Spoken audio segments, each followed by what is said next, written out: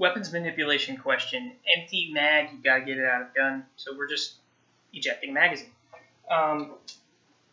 Langdon M9, so this has thin grips and an oversized magazine release.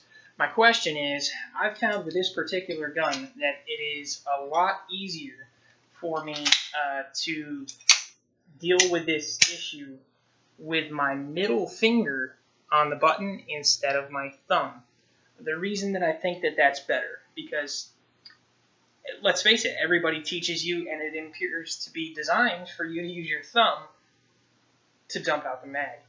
But I found it easier for me because with my middle finger releasing it, you'll see, ta-da, with my middle finger releasing it, I didn't give up any grip.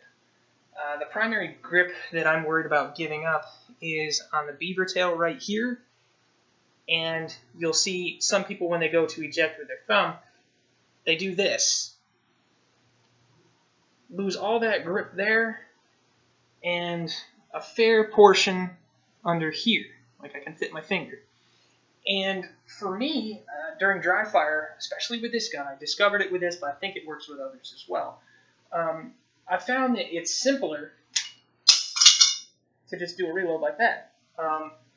Now, sometimes I will get a little bobble in my thumb when I use my middle finger, but it's never stopped me from doing it.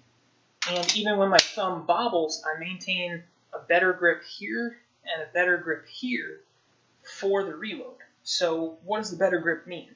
It means I don't have to give up as much control over the firearm to get the mag out. And it means also that I can come back to target with a serious grip faster.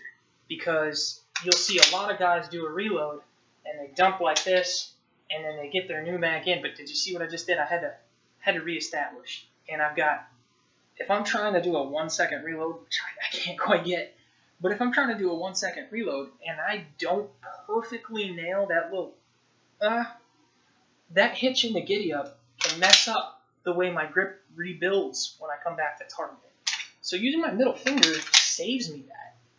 And every weapons teacher this side of the Nile is teaching that you use your thumb and give up your grip.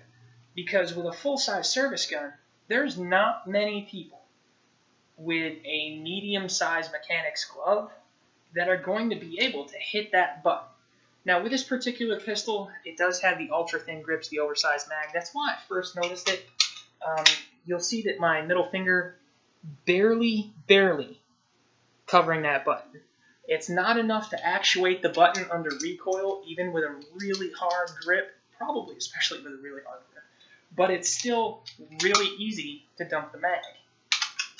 I was noticing that with this gun, and I thought, I wonder if that is the case with other guns. Is this repeatable with other stuff? I don't plan to use other stuff because I'm not in the service anymore. I get to pick my weapon, and I want it to fit me, not the masses.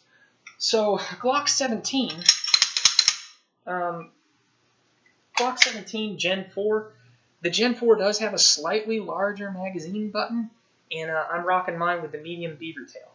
So, medium beaver tail Glock, same thing.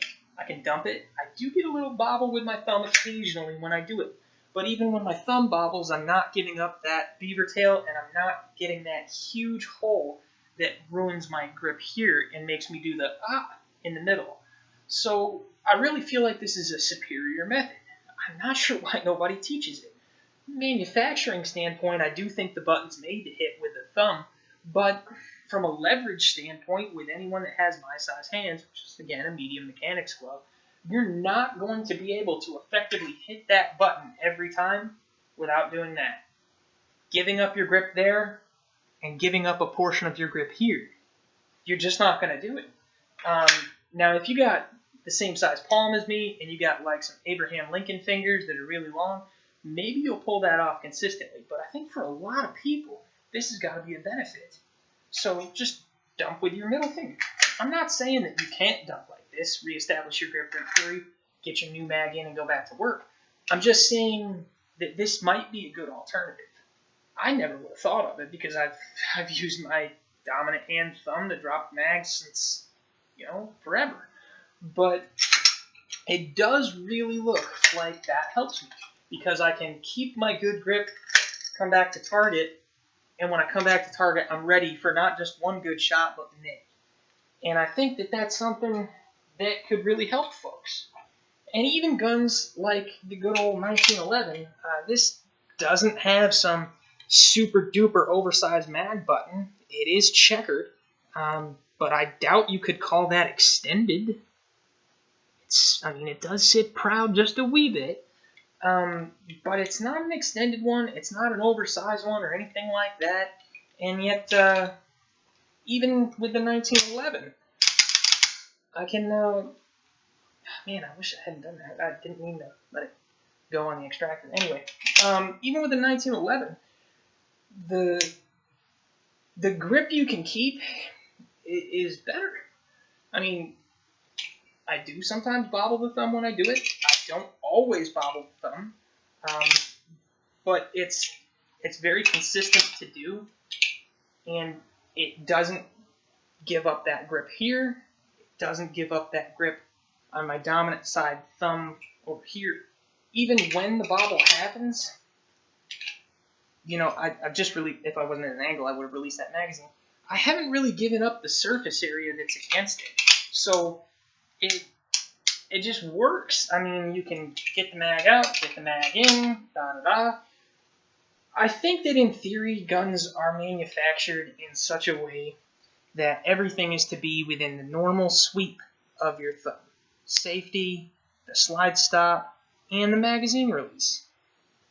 But that's not true on 1911s unless you've got an extended slide release on your 1911. Even this one the Valor's arguably an extended one, but it comes out, not back. And so unless you've got way bigger hands than me, you've got to pivot to get the slide release, and that's nothing you're going to do about that. That's another topic. But that mag button isn't something you should need to pivot to get to. I mean, I don't want this to turn into the over the hand versus slingshot versus slide release versus whatever, because I don't think it's that important. But I'm just wondering if this is something that other people have looked at, find acceptable, don't find acceptable, whatever. Because if I can demonstrate here for you quickly, here's a 1911 one-handed. There goes my mag.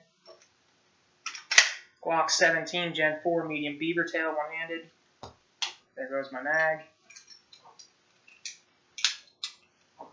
There's a Beretta Langen M9 one-handed. There goes my mag. It's consistent. It's repeatable. It never gave up any grip on any three. And that means that when I do get my new mag in and I go back to work, my grip isn't a problem. My grip is just as rock solid as when it came out of the holster. So I really feel like that's an alternative that I'm going to continue using in dry fire. I haven't had any problems with it in live fire because it's still my natural firing grip. That's not going to change. It's the natural firing grip whether I try to use my thumb or middle finger. The firing grip stays through the entire process from, draw through whatever rounds I had, eject, reload. Questions, comments, concerns, bitches, gripes, complaints. People that shoot better than me, tell me what to do, or tell me if this is valid, not valid, or why. Because I'm interested in self-improvement, and I'm interested in a little bit even the history of firearms manipulations and why it's taught the way it's taught and where it's come from. So apparently I didn't turn that off.